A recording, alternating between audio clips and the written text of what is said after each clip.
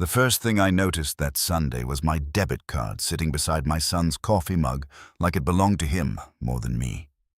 Not in my wallet where I kept it. Not on the little oak table by my front door where I emptied my pockets every night. It was lying there next to Evan's plate, face down on the placemat, as ordinary as a butter knife. Claire was carrying in a dish of scrambled eggs when she said light, as if she were mentioning the weather. "Oh, Walt, Evan adjusted your monthly number." Something in me went still before I even sat down. Their kitchen smelled like bacon grease and cinnamon rolls from a tube.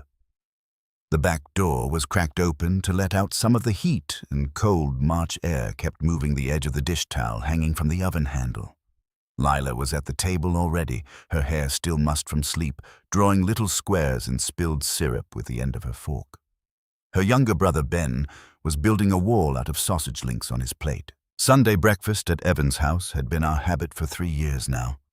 Ever since Ruth passed, and people got so careful around me they acted like a widower might shatter if left alone too long. I stood there with my coat still on and looked at that card. Claire smiled in the soft way she always used when a conversation had already started before I came into the room. You know, just to simplify things a little. Evan was pouring coffee into his travel mug. He wore the same quarter zip he wore to half his life, now company logo stitched over the chest phone already in his hand, even on a Sunday. He didn't look up right away. That was the second thing I noticed. "Morning, Dad," he said finally. I hung my coat over the back of the mudroom chair and took my usual seat at the corner of the table. Or what used to be my usual seat.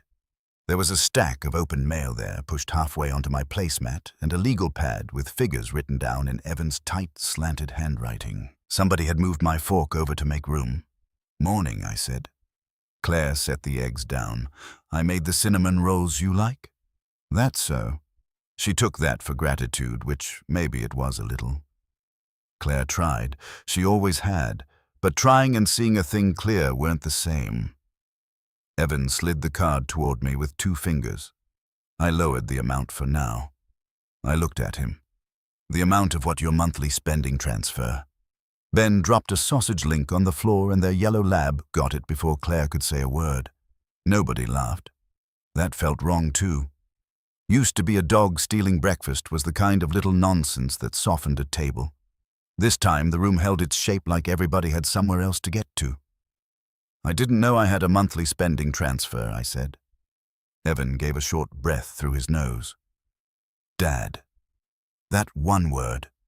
A grown man can put a surprising amount into one word when he wants to let you know you're behind your own life. Claire was already cutting Ben's pancakes. "It's just what we've been doing since Christmas, Walt, to keep everything smoother." I picked up my coffee mug. It had Lila painted on it in crooked purple letters from elementary school art class, though nobody but me ever used it. The coffee was weak. Evan had always made it weak. Ruth used to say coffee ought to look like it could hold a nail upright. "Smoother for who?" I asked. Evan sat down across from me. "For you. You were bouncing around too much. Little charges here, little charges there. Dinah's hardware store runs cash withdrawals. It adds up." I set the mug down carefully. "That's my money. Of course it is." He said it in that calm voice men use when they're trying not to sound impatient with someone they've decided is unreasonable. Nobody said it wasn't. We're just keeping it organized. We. I looked at the legal pad by my plate. Categories: groceries, gas, miscellaneous, medical. One of the lines had my name written beside it, like I was a department. Lila glanced up from her syrup art. "Dad says Grandpa likes buying things twice because he forgets." Claire gave her a quick look. "Eat your eggs, honey." I felt something move across my face, though I kept it still as best I could. Children will repeat the truth of a house before adults are ready to hear it. "I don't buy things twice," I said. Lila shrugged, embarrassed now. "That's just what Dad said." Evan reached for the salt. "Nobody's making a federal case out of this." That stung more than maybe it should have. I had spent 42 years in business, and most of my life in one kind of problem or another. And there are tones a man recognizes.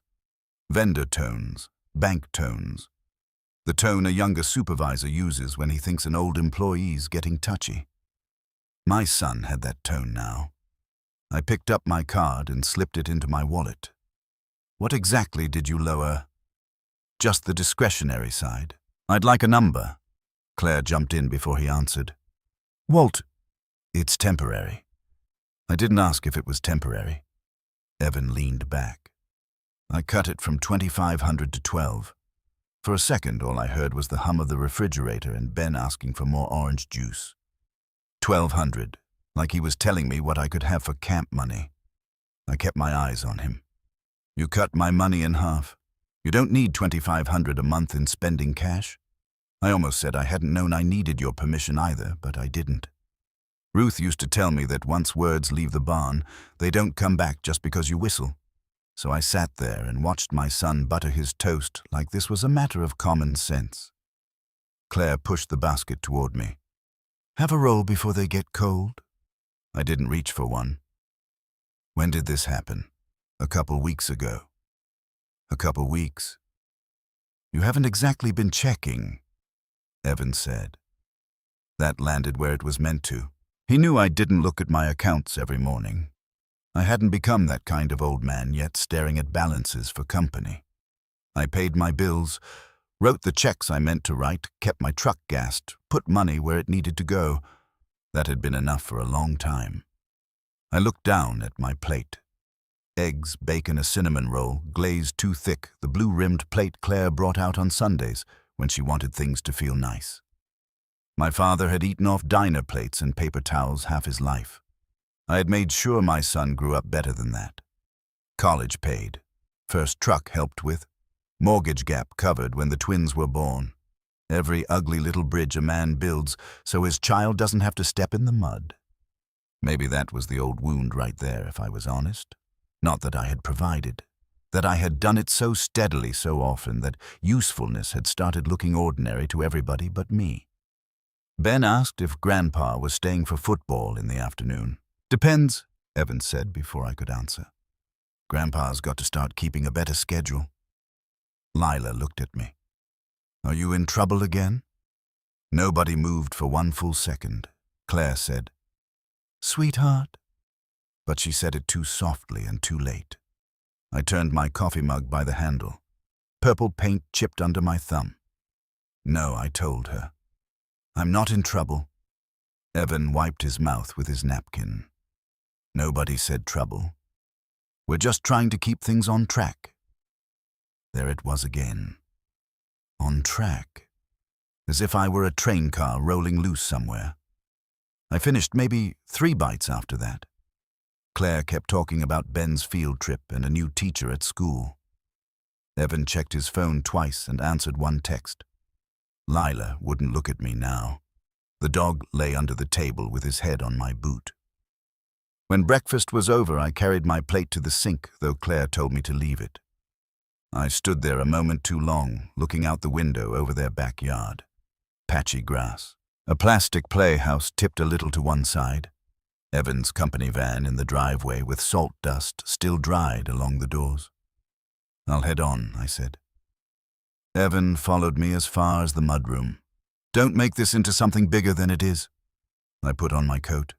Didn't know it was mine to make. He sighed. Dad, you're retired. Things are different now.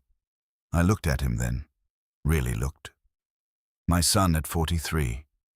Good boots, pressed quarter-zip expensive watch phone buzzing in his hand. A man standing in a house with a warm kitchen and 2 healthy kids and a business still breathing. Different, I said. He softened his voice, which somehow made it worse.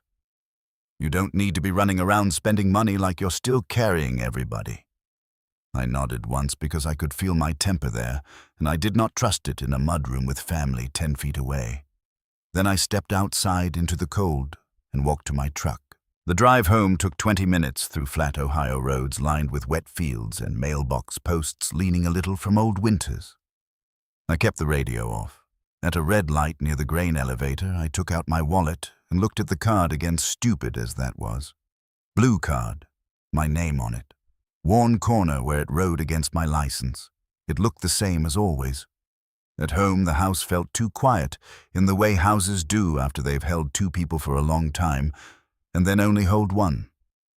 I set my keys in the bowl by the door, hung up my coat, and stood at the kitchen counter under the little cabinet clock Ruth had insisted was cheerful because of the red hands.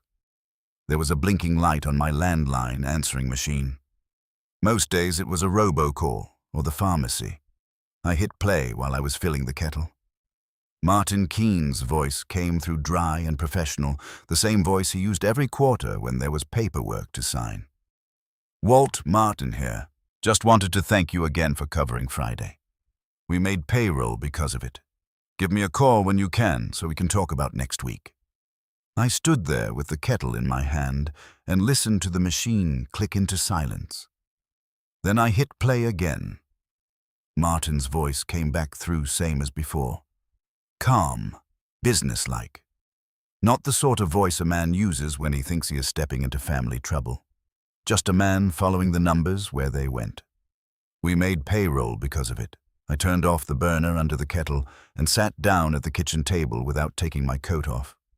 The house was cold in that late morning way March houses can get when the sun is out but hasn't done a thing useful yet.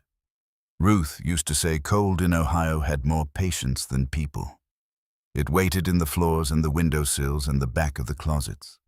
I called Martin back. He picked up on the third ring. Walter. Sorry to bother you on a Sunday.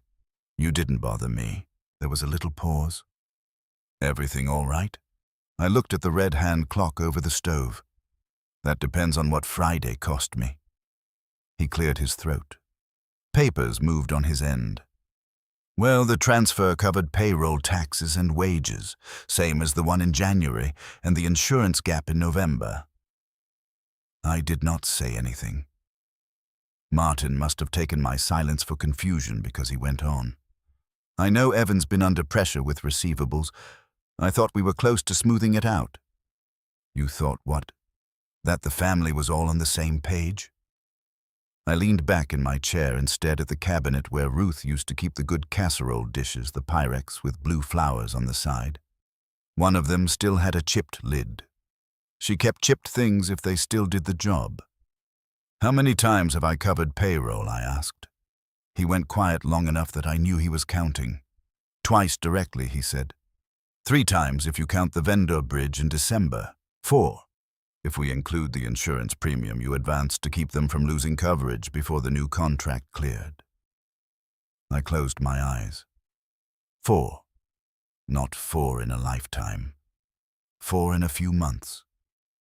Martin's voice softened, though he was not the soft type. Walter, if this is a bad time, I can call tomorrow.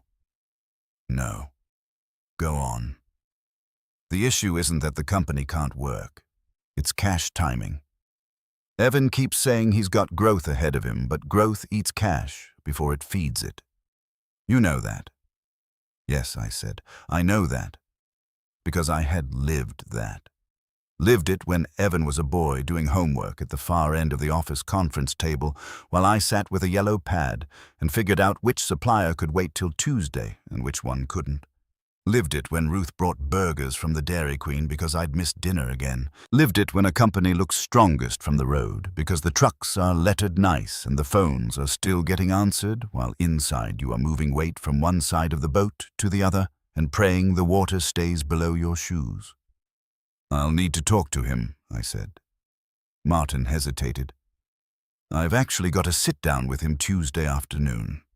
He wanted to go over personal and business alignment. Those were his words. That made me laugh once, though there was nothing funny in it. Personal and business alignment. Yes. I thanked him and hung up. For a while I just sat there. The refrigerator kicked on. Somewhere outside a dog barked twice and quit.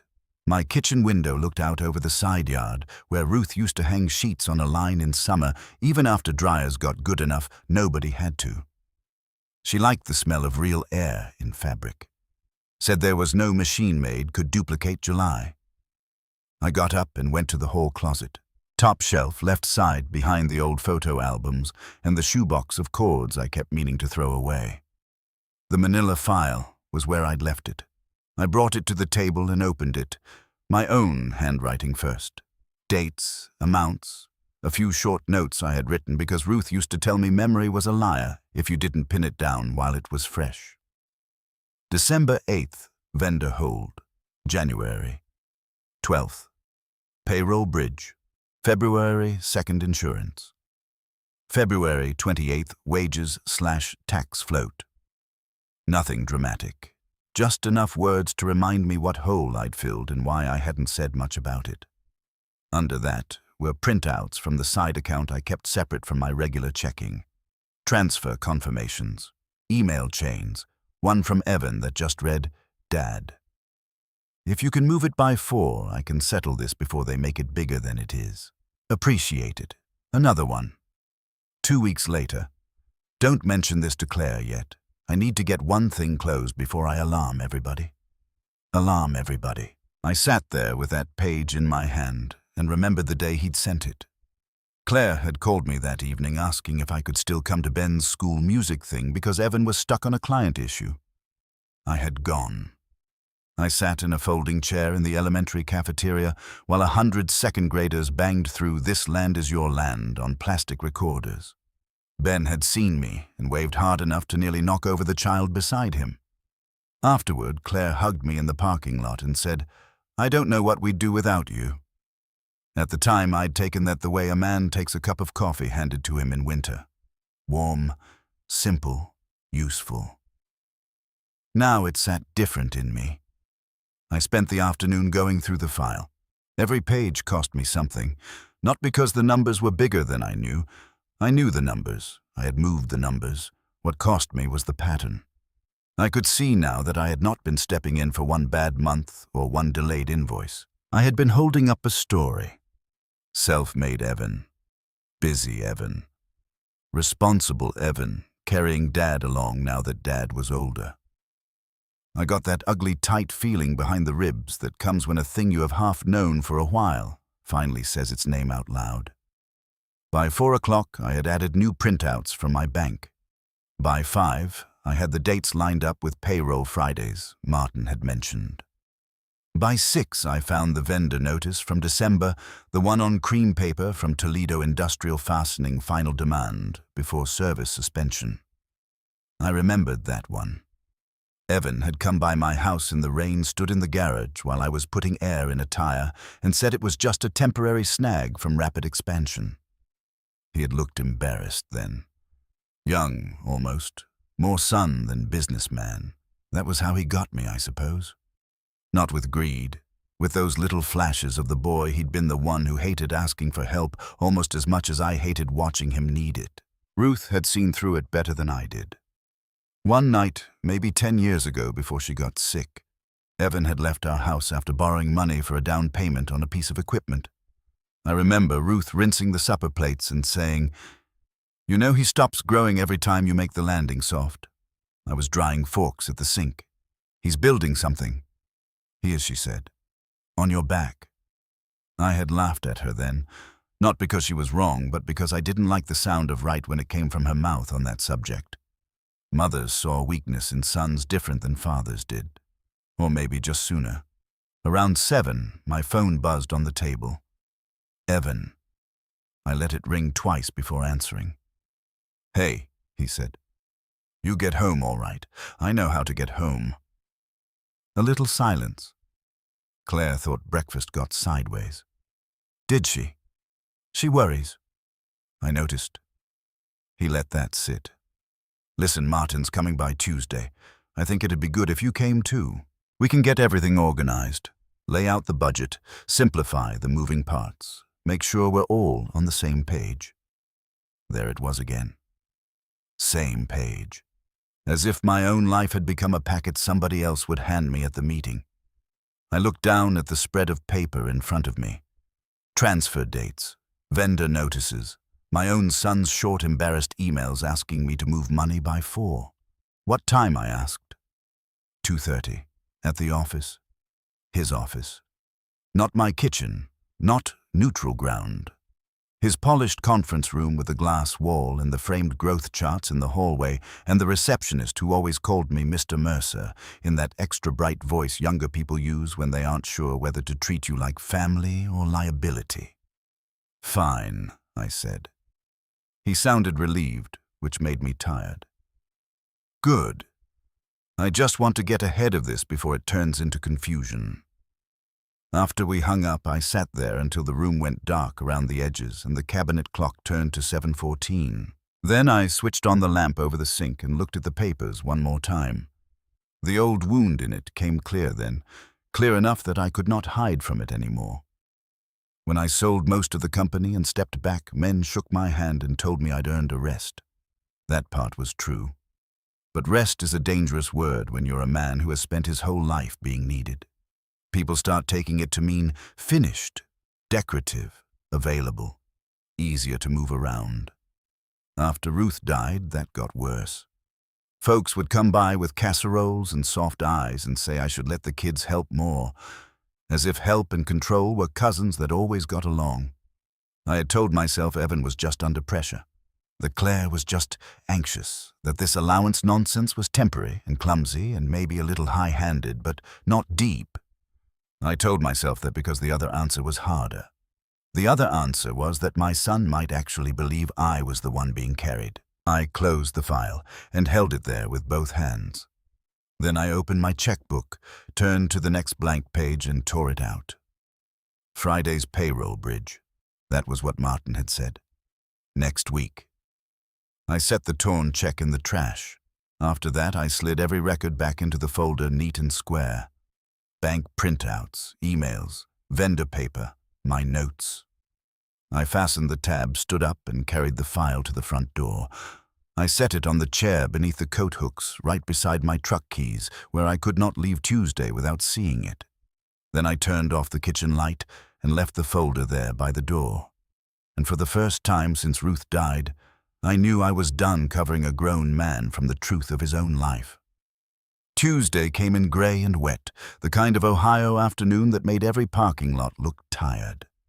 I got to Evan's office 10 minutes early. Mercer Industrial Supply was in a low brick building off Route 40 with a flag out front and 3 company vans lined up along the side, white paint dulled by road salt. My name was still on the original incorporation papers in a filing cabinet somewhere, but you wouldn't know it from the sign on the door. That had been true for years. I had told myself it was proper. A father steps back, a son steps forward. That was the story I had liked best. Inside, the receptionist gave me that bright, careful smile and said, "Mr. Mercer, they're in the conference room." The conference room had a long laminate table, a tray of bottled water, and a bowl of peppermints nobody ever touched.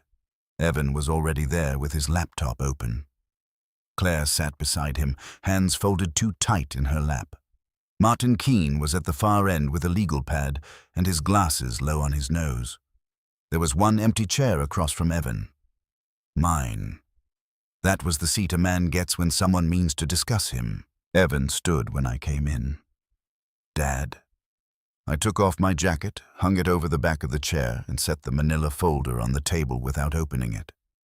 Claire looked at it once and then away. "Thanks for coming," Evan said. "I think this'll be good. Just get us all organized." I sat down. "Go ahead." He glanced at Martin, then back at me. He had that same tone from Sunday, the one men use when they are being patient for the benefit of witnesses. "We've got a few things tangled together right now," he said. "Personal spending support transfers that don't really fit a retirement setup anymore. Claire and I just want to simplify life for you a little. Take some pressure off." Claire nodded quickly. "That's all this is, Walt." I looked at her. "Is it?" She opened her mouth, then closed it. Evan clicked something on his laptop and turned it slightly toward me.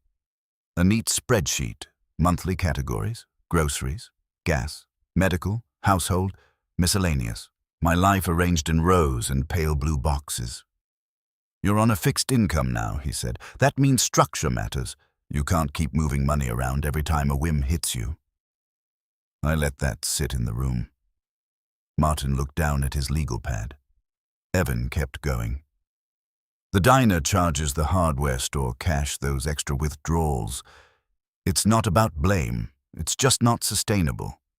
Not sustainable. I put my hand on the folder. You're talking about my money. I'm talking about reality. No, I said.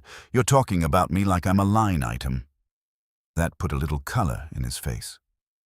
Dad, nobody's attacking you, Claire said softly. Maybe everybody should just slow down. But Evan had gone too far into his own performance by then. He leaned back and folded his arms.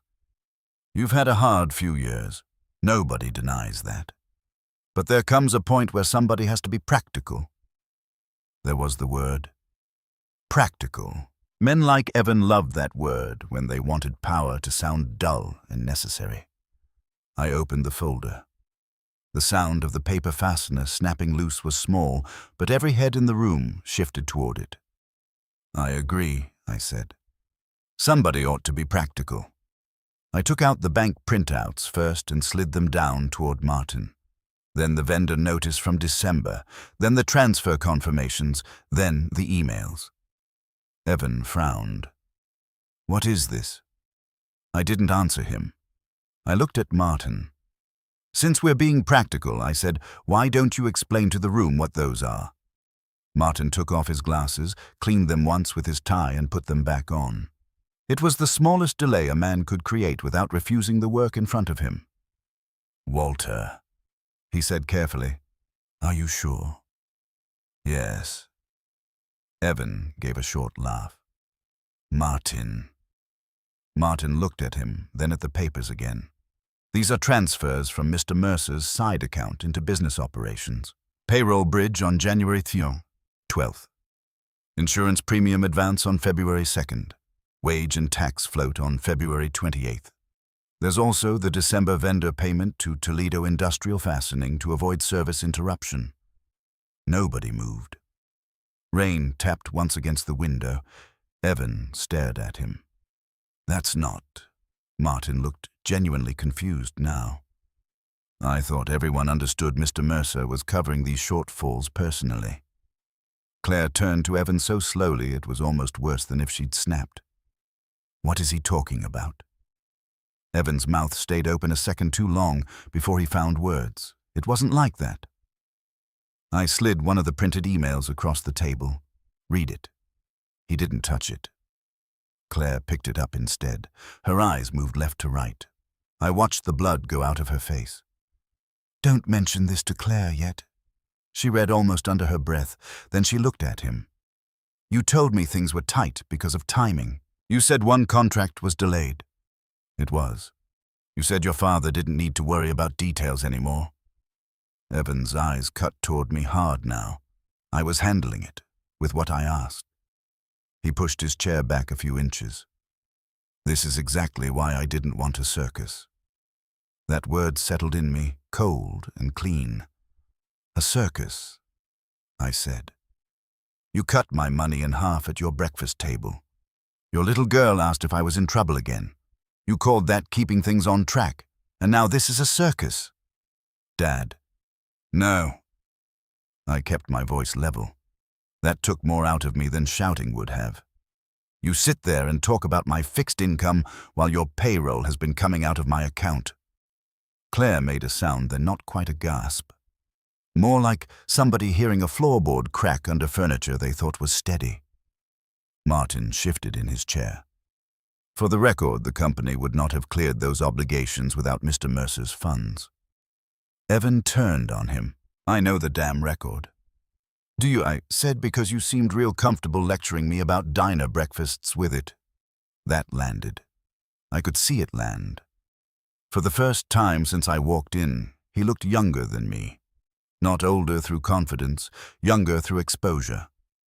A boy caught borrowing from his father's wallet and still halfway sure he could talk his way out. It was temporary, he said. I was going to settle it. You've been settling it for months. I didn't want to alarm anybody. I nodded once.